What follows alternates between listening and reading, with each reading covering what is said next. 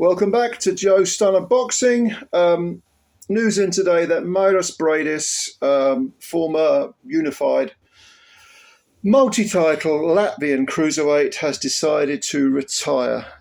He's 39 years old now. This follows back-to-back defeats against Jai Opetaia.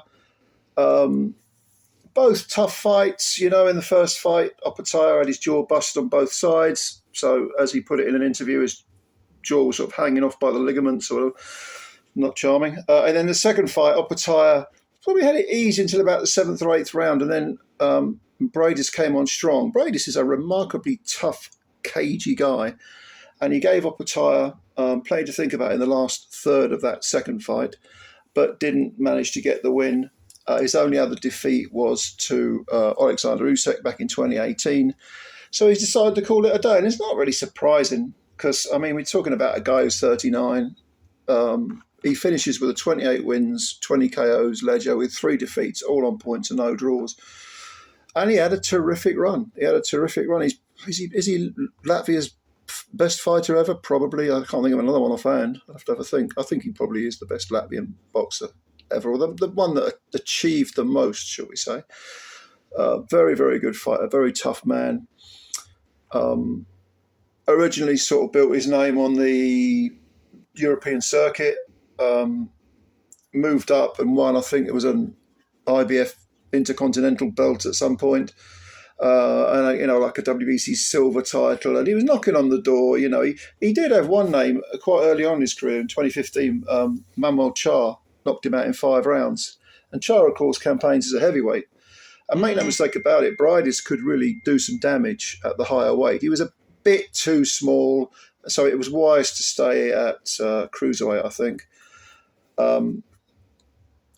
And eventually sort of made his name, I think, really with wins over Marco Huck and Mike Perez, both 12-round decisions. And he picked up the WBC belt, fought Usyk in the final of the World Boxing Super Series. Lost a majority decision. That was in 2018, and he gave Usyk plenty to think about. Usyk won by 2 115, 113 cards, and the third was a 114, 114. That was for WBC and WBO titles. He gave him plenty to think about. Very, very good performance by Briedis. Crafty, which is what you've got to be against Usyk. Very intelligent guy. And that was actually in Riga. If you have never been to Riga, go there. It's a lovely city, little city in Latvia. It's the capital. It's a fantastic place. I love Riga. I love all those Baltic states. I just think they're brilliant. But after he lost to Usyk, he stayed at cruiser, beat Krzysztof Glowacki, 3rd round stoppage.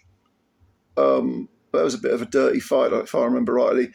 And then he won a majority decision over Uriel Dorticos. These are all good men that he's beating. He won a majority decision over Dorticos. Then he stopped Artem Mann in 3 rounds.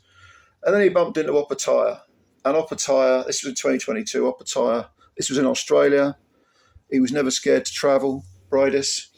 He was expected to beat Opetaia, although Opetaia was very, very highly thought of. A lot of people were picking Opetaia. But people thought maybe it's a bit soon for Opetaia. Quality of the opposition hasn't been up to much. 21-0 at the time. Opetaia was terrific talent, but could he take on the old man, the old master, the old crafty one? Well, he did, despite having a busted jaw, and won a majority decision.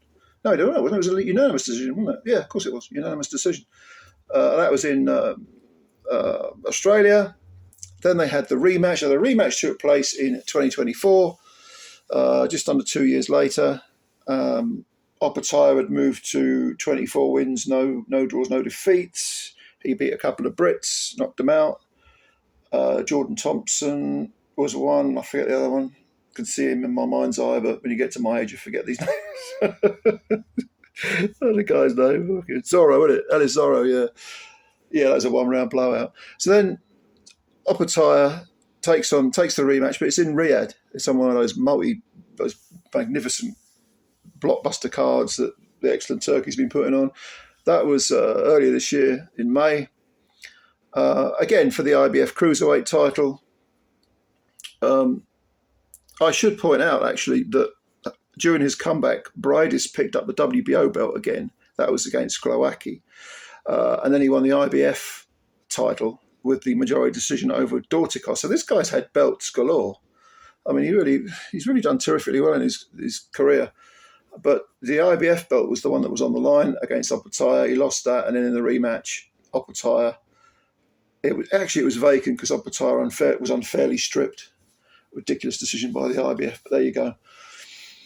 So with those back-to-back defeats, Briedis decided, I've had enough. I'm 39, I'm getting out now. I've got all my marbles. I've made a few quid. And Latvia, go back to Latvia. He's got a family. Live it up. They love him in Latvia, quite rightly so. It's a very small country.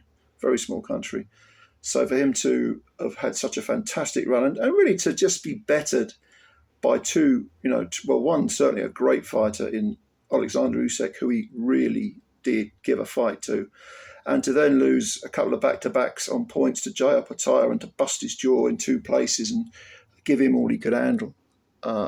Those are his only defeats. I think Mairis Briedis is probably going to be one of those fighters who, historically, people who understand boxing will remember him favourably. But a lot of people, particularly the casuals, will go, who's that? And he's underrated. In short, he'll be underrated. So, terrific fighter. All the best to Mairis Briedis. Thanks for the memories. And yes, what do you think of Briedis? It's the right time to get out in here at 31. But leave your comments below. I'll have a read as usual. And thank you for your time. Please subscribe to the channel if you're new. And hit the like button as well, because it helps the channel out a lot. Build the channel up. Spread the word about Joe Stunner Boxing.